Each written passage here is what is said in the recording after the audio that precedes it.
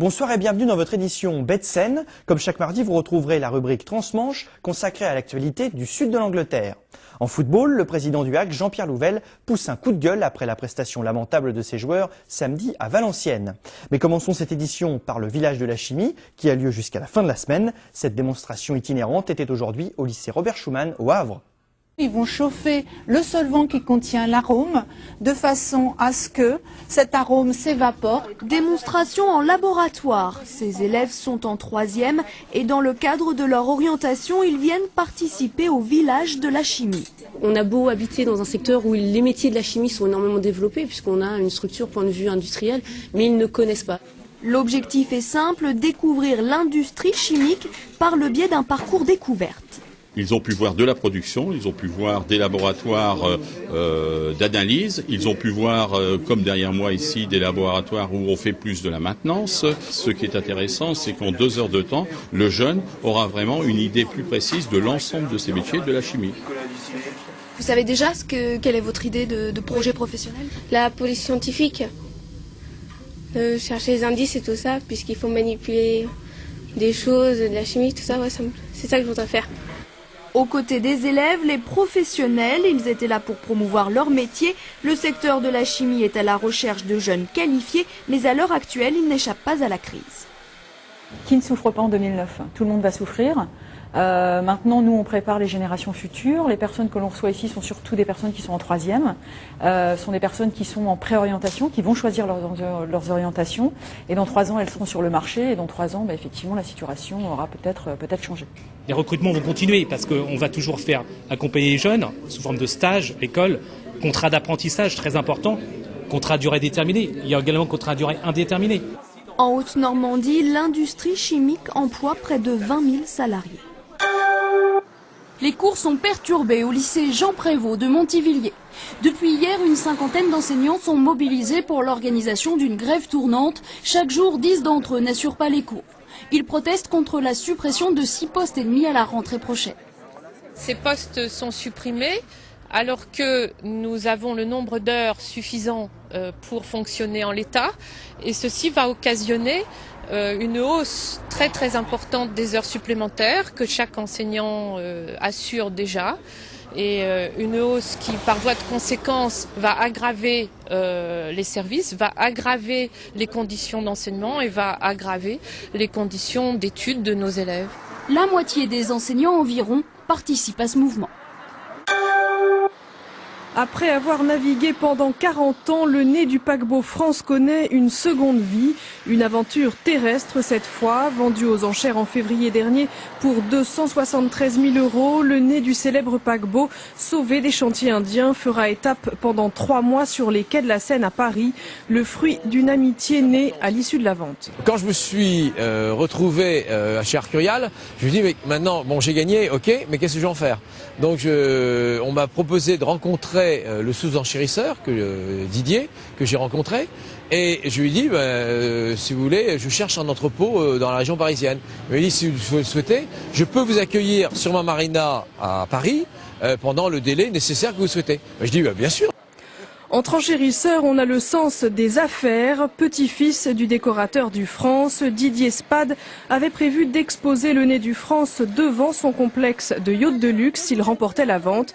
Il a perdu, mais réalise tout de même son rêve. Je suis ravi parce que c'est mon renchérisseur et néanmoins ami Jean-Pierre Véron qui a fait la dépense et c'est moi qui récupère le nez gratuitement. Le nez du France sera exposé sur le port de Grenelle jusqu'à la mi-juin. Il sera ensuite transporté par bateau jusqu'à Deauville, où il devrait prendre place dans un square face à la mer, au cœur d'un complexe immobilier. Humilié, ridiculisé.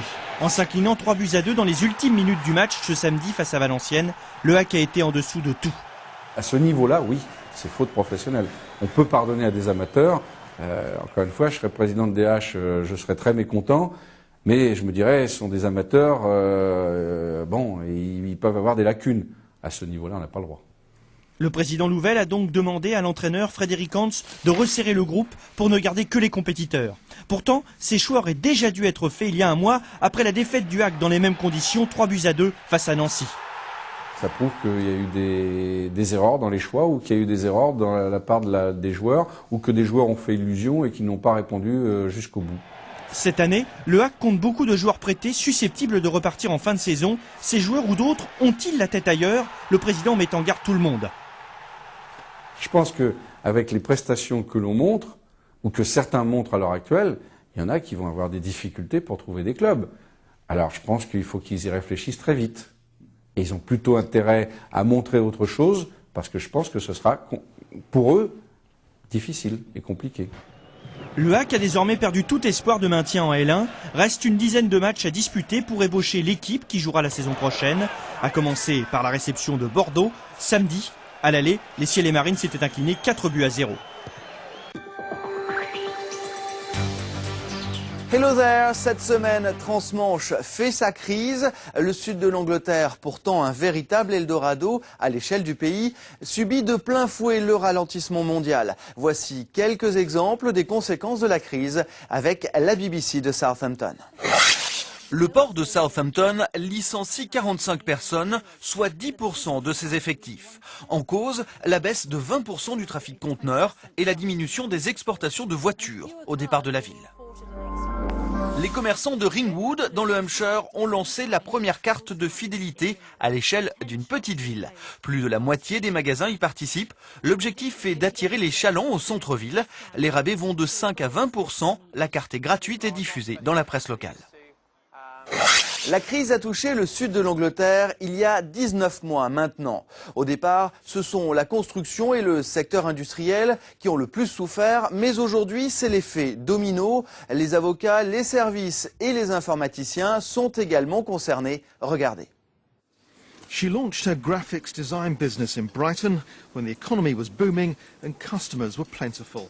But now Gemma Banks says, like many other companies, she's feeling the chill winds of the downturn. Amongst the problems she's facing is one that looms very large indeed. Cash flow. It's getting money through the door and it's being able to pay my suppliers. Unfortunately, my clients are waiting on their clients and customers to pay them. It's a perpetuating cycle. Here in the centre of Brighton, the signs of the recession are only too obvious. And the survey published today shows it's firms like Gemma's which provide a service to other businesses that are now really hurting. Companies like IT specialists, marketing firms, even lawyers. Of the 250 companies that were surveyed, 24% said they were likely to run out of cash in the next 3 months. 45% said they'd either laid off staff already or were thinking of doing so. And 58% said they'd had problems getting support from the banks. There's no doubt many companies are literally battling to survive, and many commentators say it'll stay that way until the world of business gets a massive injection of confidence. Transmanche, c'est terminé pour aujourd'hui. See you next week. Cheers, bye.